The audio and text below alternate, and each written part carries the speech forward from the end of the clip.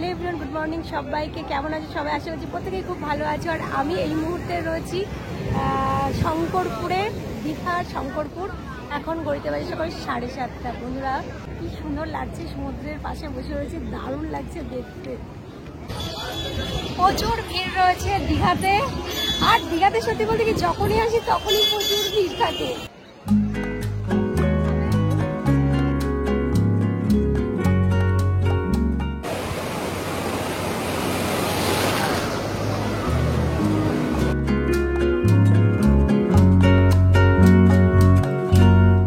ভ্রমণপ্রিয় বাঙালির জীবনের এমন কিছু জায়গা আছে যেগুলো নাম শুনলেই মনে পড়ে যায় হাজারো স্মৃতি। তারই একটি নাম দীঘা। পশ্চিমবঙ্গের পূর্ব মেদিনীপুর জেলার একটি অতি জনপ্রিয় সমুদ্র সৈকত এটি। বঙ্গোপসাগরের কোল ঘেঁষে ছোট্ট একটি শহর, কিন্তু বাঙালির মনে তার বিশাল জায়গা। প্রতি বছর হাজার হাজার মানুষ ছুটে আসেন এই বিশাল সমুদ্র সৈকতে একটু আনন্দ উপভোগ করতে। কলকাতা থেকে দীঘা খুব সহজেই পৌঁছানো যায়। হাওড়া থেকে ট্রেনে কিংবা ধর্মতলা থেকে বাসে করে কয়েক ঘন্টার মধ্যেই পৌঁছে যাওয়া যায়। আর যে কোনো সময়ে মন চাইলেই ব্যাগ গুছিয়ে চলে আসা যায় দীঘাতে, কম খরচে কম সময়ে। আজকের এই ব্লগে আমি তোমাদের সাথে শেয়ার করব আমাদের দীঘা ভ্রমণের অভিজ্ঞতা, দীঘার লোকাল মার্কেট, সাইট সিন, মজার মুহূর্তে এবং খুঁটিনাটি তথ্য নিয়ে আজকের এই ব্লগ। তো চলো তাহলে ব্লগটা শুরু করছি, দেখতে থাকো, আশা করি তোমাদের ভালো লাগবে। এখন বাজে রাত্রি 11:30। আমরা দেখো এই যে ডানলপ ব্রিজে রয়েছি, বাসের অপেক্ষা করছি। আর কিছুক্ষণের মধ্যেই বাস চলে আসবে। আর আমরা যাচ্ছি দীঘা। অনেক বছর ছোটবেলায় মাসি নিয়ে যেত আমাকে, মাসির সাথে বহুবার গেছি, আবার অনেক বছর পর মাসির সাথে যাচ্ছি, ভালো লাগে। ধর্মতলা থেকে প্রতিদিন প্রচুর বাস ছেড়ে যায় দীঘার উদ্দেশ্যে। এবার আমরা বাসে করেই যাচ্ছি। আর বাস বুক করেছি ডানলপ থেকে রাত্রি 11:55। কিন্তু বেশ কিছুটা সময় দেরি করে বাস এসে পৌঁছায় ডানলপে। বহু প্রতীক্ষিত বাস থেকে সত্যি মনটা খুশি হয়ে গেল। তো দেরি না করে আমরা উঠে পড়লাম বাসে। ক্লান্ত হয়ে গেছে টিচার দিদি। বড়দি ঠিক আছে, আর বাবাও ঠিক আছে।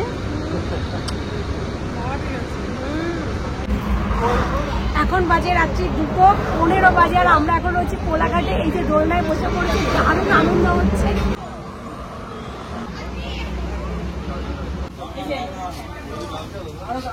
ঠিক আছে বাবা, যা খাবো খাবো খাও।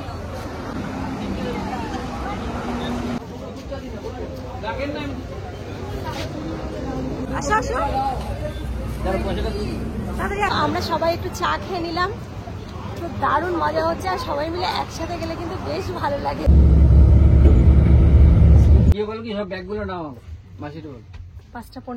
আমরা পৌঁছে গেছি এখন দীঘাতে। ফাইনালি দেখো আমরা পৌঁছে গেছি ওল্ড দীঘাতে। আর এখান থেকে এখন আমরা যাব নিউ দীঘাতে, যেখানে আমাদের হোটেল বুক করা আছে। ওল্ড দীঘা থেকে নিউ দীঘাতে পৌঁছাতে খুব বেশি সময় লাগে না। লোকাল টোটো বা অটোতে খুব সহজেই পৌঁছানো যায়। আমরা এখন দেখো অটো বুক করে নিয়েছি। আর মাথা পিছু আমাদের থেকে 20 টাকা করে নিয়েছেন। ভোরবেলার হাওয়া একদম ঠান্ডা ঠান্ডা, আর চারপাশটা দারুণ সুন্দর লাগছে। এখন দেখো দীঘার জগন্নাথ মন্দিরের পাশ দিয়ে যাচ্ছি আমরা। এখন বাজে 5:45 আর আমরা পৌঁছে গেছি হোটেলের সামনে রয়েছি। চলো দিদি। এই হচ্ছে আমাদের হোটেল। আগামী 2 দিন আমরা এখানেই থাকছি। এবার চলো তোমাদের হোটেলের রুমটা ভালো করে দেখায়। এই হলো আমাদের হোটেলের রুম। বেশ বড় সাইজের একটা বেড রয়েছে, এছাড়াও পরিষ্কার পরিচ্ছন্ন, দুজনের জন্য একদম পারফেক্ট একটা রুম। এই হোটেলে এসি এবং নন এসি 2 ধরনের রুম রয়েছে। দীঘাতে হোটেলের রেটগুলো কিন্তু সবসময় একরকম থাকে না। যখন ভিড় বেশি থাকে তখন কিন্তু হোটেলের রেট অনেকটাই বেড়ে যায়।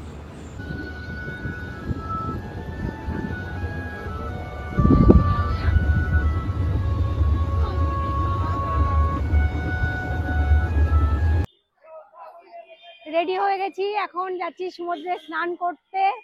এই যে, আর প্রচুর রোদ্দুর। চলো। হ্যাঁ, ফালতু এই রোদের মধ্যে নিয়ে যাচ্ছে। হাই, আমরা এখন দীঘায় দারুণ এনজয় করছি। দারুণ দারুণ, ভীষণ ভালো লাগছে। অনেকদিন পরে বাইরে বের হচ্ছি। হ্যাঁ কাকু, ওই দেখি জেন্টলম্যান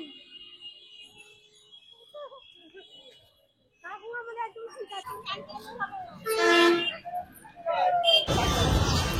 আমাদের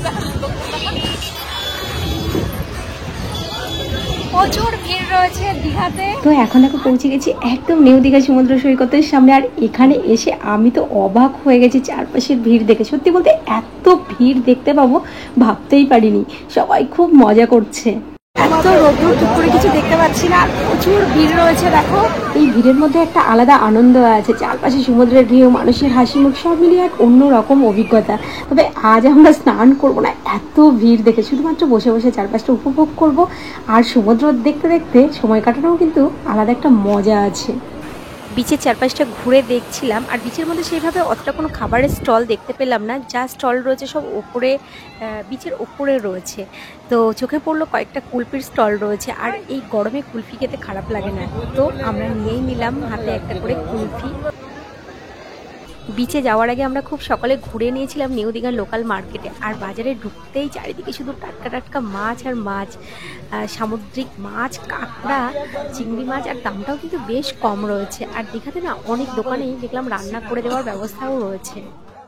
দুপুরে খাওয়া দাওয়ার পর আমরা একটু রেস্ট নিয়ে দেখো বিকেল হতেই চলে এলাম দীঘা শঙ্করপুর উন্নয়ন কর্তৃপক্ষের সুন্দর ভবন দেখতে। আর চারপাশটা সত্যি এত সুন্দর, এখানে এসে দারুণ লাগছে। এই জায়গাটা খুব সুন্দর করে সাজানো গোছানো রয়েছে। কিন্তু প্রচন্ড হাওয়া উঠে গেছে,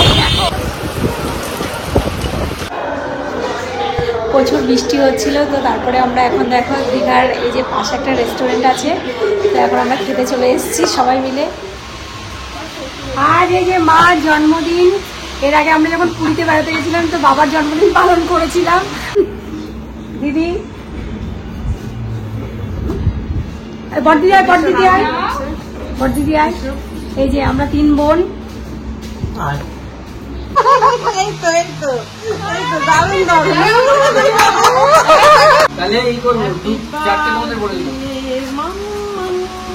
খাইয়ে দাও, ওকে দাও। আমি আমাকে খাওয়াবে কেন? আমি গাড়ি তুলে ছবি তুলো, ছবি তুলো, ছবি তুলো। চেরি খাওয়াচ্ছি, চেরি খাওয়াচ্ছি, কি সুন্দর। কেন বেশি কেন খাবে? খাবে কে? পরের দিন সকালবেলা আমরা অটো বুক করে বেরিয়ে পড়লাম দীঘার আশেপাশে লোকাল স্পটগুলো ঘুরে দেখার জন্য। দীঘাতে ঘুরে দেখার জন্য বেশ কিছু জায়গা রয়েছে, উদয়পুর, তালসারি, বিচিত্রপুর, শঙ্করপুর, তাজপুর, মোহনা, চন্দনেশ্বর মন্দির, আরও অনেক জায়গা রয়েছে। এখন আমরা রয়েছি শঙ্করপুরে। এই যা শঙ্করপুরে এসে সবার আগে আমরা একটু চা খেয়ে এনেছি সবাই মিলে। তো এরপরে যাব, তো আমরা একবারে গাড়ি বুক করে নিয়েছি, তো যাব মোহনা, তারপরে হচ্ছে নায়কালী মন্দির, তো এগুলো আমরা সব দেখবো। এখন আমরা চা খাবো, চায়ের অর্ডার দিয়েছি। আর প্রচন্ড রোদ, সকালবেলাতে মানে একদম কড়া রোদ শুরু হয়ে গেছে। মাসি আমাদেরকে উঠিয়ে সকালবেলা উঠেই আমরা ঘুমাচ্ছিলাম, আমাদেরকে একদম উঠিয়ে নিয়েছে, গেলে আসতে পারতাম না। মাসি কি বলে ললিতারা চা খাচ্ছে, 2000 টাকা গাড়ি ভাড়া করে চা খেতে। চা গরম গরমই হয়,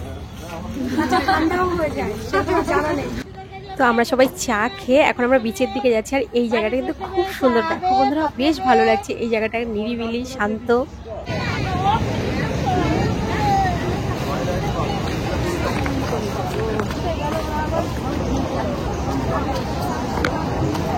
শঙ্করপুরে এসে তাও ভালো লাগছে সত্যি। দীঘাতে এত ভিড় রয়েছে আর এখানে বেশ ফাঁকা রয়েছে, বেশ ভালো লাগছে। আর দীঘায় প্রচন্ড ভিড় রয়েছে এই সময়।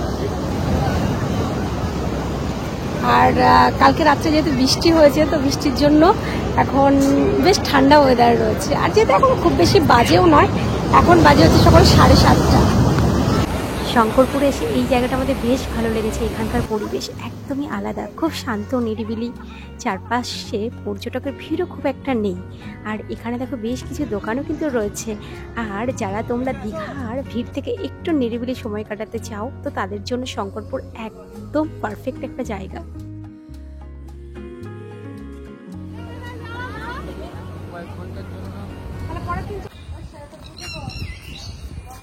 এখন আমরা চলে এসেছি নায়কালী মন্দির দেখতে। নায়কালী মন্দির প্রায় 300 বছরের পুরানো মন্দির। আর এখানে এই নতুন করে যে মন্দিরটা তোমরা দেখতে পাচ্ছ এটা 2020 সালে তৈরি করা হয়েছে। এর আগে এখানে বহু পুরানো মন্দির ছিল। আর এখন আমরা দেখো মন্দিরের একদম মেন যে মন্দিরের সামনে রয়েছি। মন্দিরের চারপাশে একটা শান্ত পরিবেশ ছড়িয়ে আছে আর এখানে নিয়মিত পূজা হয়। ওল্ড দীঘা বা নিউ দীঘা থেকে খুব বেশি দূরে নয়, খুব সহজেই অটো বুক করে এই মন্দিরে পৌঁছানো যায়। খুব জাগ্রত মন্দির, মায়ের দর্শন পাবার জন্য বহু দূর দূর থেকে মানুষ ছুটে আসেন। মোহনায় এসছি, মোহনায় আর ভোরবেলা আসলে ভালো হতো, এরা তো আর উঠতেই চায় না ঘুম থেকে। ঠিক টাইমে এসছি।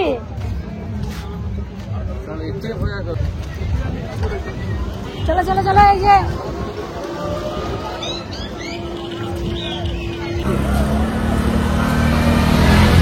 এখন আমরা এসেছি দীঘার মোহনায়, যেখানে নদী এসে মিশেছে সমুদ্রে। অসাধারণ একটা সুন্দর জায়গা আর এখানে রয়েছে প্রচুর দোকান রয়েছে। তো চলো একটু ঘুরে ঘুরে দেখি দোকানগুলো। আর এইসব ছোট ছোট দোকানগুলোতে দেখো নানা ধরনের জিনিস রয়েছে। শঙ্খের তৈরি মালা, কানের দুল, ঝিনুকের শোপিস, কাঠের তৈরি সুন্দর সুন্দর জিনিস আর শঙ্খ, তারপরে শাখা, সব ধরনের জিনিস রয়েছে এখানে। এছাড়া তো ছোট ছোট প্রচুর খাবারের দোকান রয়েছে।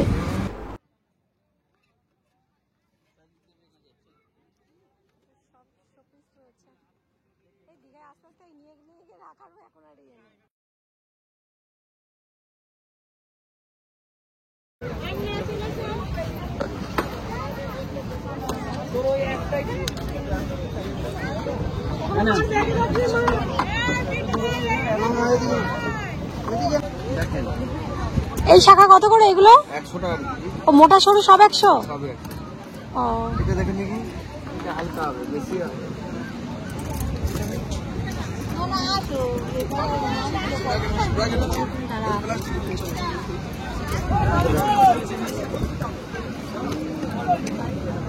আচ্ছা ধয় কেড়ে কেড়ে শেষ হয়ে গেল।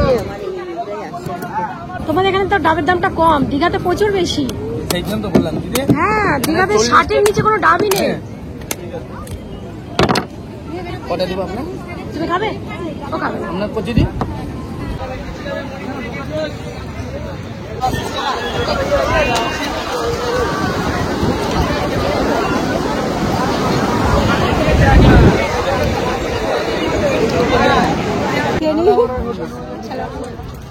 হ্যাঁ, আর খুব ক্লান্ত হয়ে গেছি।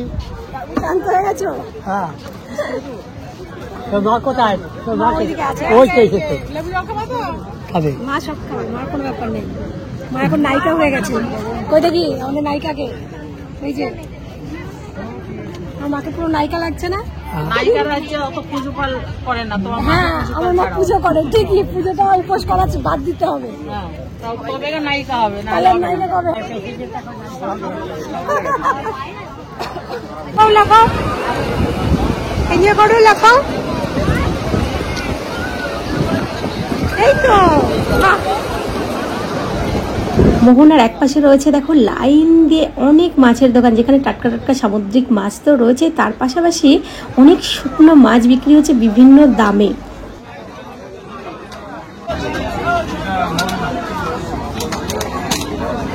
আমি নেবো না। ইলিশ মাছ কত করে কাকু?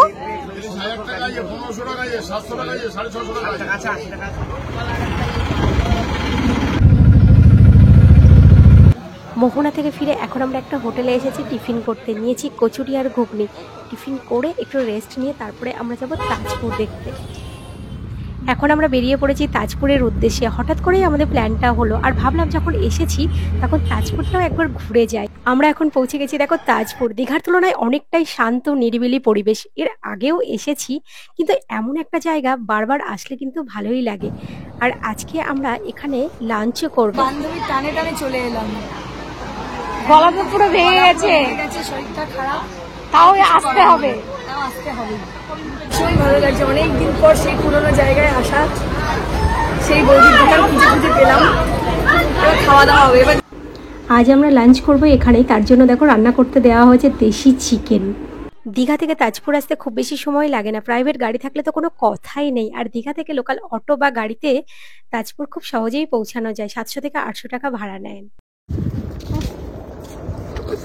কেমন লাগছে মা তোমার? খুব সুন্দর লাগছে। ওরে বাবা!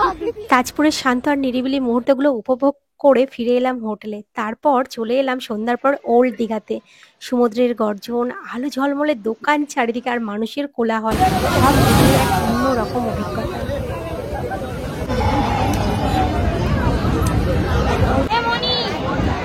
এখন কটা বাজে? এখন বাজে 8:30। আমরা রয়েছি ওল্ড দীঘাতে। এত ভিড় এখানে, যার জন্য আমরা এই পিছনের দিকটায় রয়েছি, তো এদিকেও প্রচুর ভিড় রয়েছে।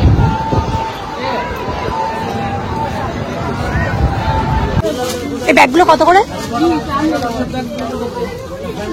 এটা কত আন্টি এই ব্যাগটা? এটা কত?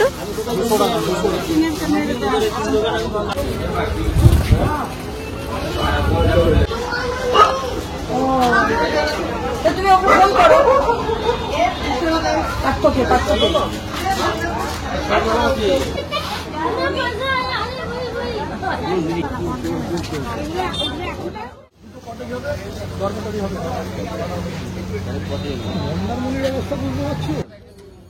দুই দিন দীঘা ঘুরে পরের দিন সকালে আমরা বেরিয়ে পড়লাম মন্দারমণির উদ্দেশ্যে। আর একদিন আমাদের মন্দারমণি থাকার পরিকল্পনা রয়েছে।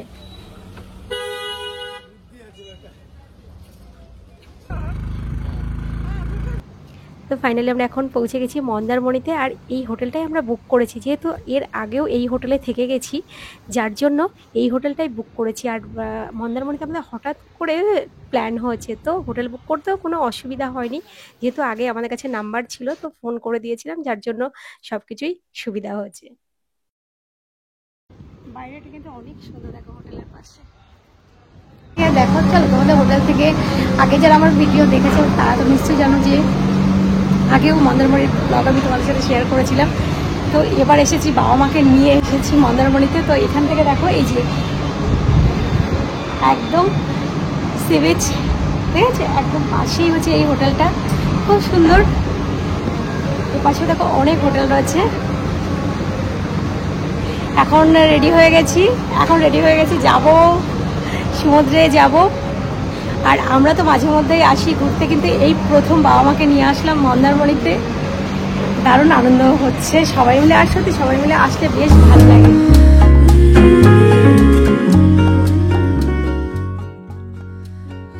তোমরা চাইলে একদিন বা দুদিনের জন্য মন্দারমণিতে ঘুরে যেতে পারো। অনেক সুন্দর একটা জায়গা, শান্ত আর নিরিবিলি সমুদ্র সৈকত। সমুদ্রের পাশে বসে সময় কাটানো, শহরের কোলাহল থেকে একটুখানি বিরতি নিতে চাইলে সত্যি মন্দারমণি দারুণ একটা জায়গা। তো চলো তোমাদের সাথে রুমটা এবার একটু শেয়ার করি। এই হলো আমাদের হোটেলের রুমটা দেখো বেশ পরিষ্কার পরিচ্ছন্ন রয়েছে। বড় সাইজের একটা বেড রয়েছে, এসি আছে, টিভি রয়েছে, আর ব্যালকনি থেকে খুব সুন্দর করে ভিউটা দেখা যায়। আর বাথরুমও যথেষ্ট পরিষ্কার রয়েছে। তো বন্ধুরা, আজকের ব্লগটা এখানেই শেষ করছি। আবার একটা নতুন ব্লগ নিয়ে তোমাদের সাথে খুব তাড়াতাড়ি দেখা হবে। আর আজকের ব্লগটা তোমাদের কেমন লাগলো অবশ্যই জানিও। যদি তোমাদের আজকের ব্লগ ভালো লাগে বা আরও আমার নতুন নতুন ব্লগ দেখতে চাও, তাহলে অবশ্যই আমার চ্যানেলটা সাবস্ক্রাইব করে দিও, পাশে থেকো। চলো টাটা, প্রত্যেকে খুব ভালো থেকো। খুব তাড়াতাড়ি দেখা হচ্ছে তোমাদের সাথে।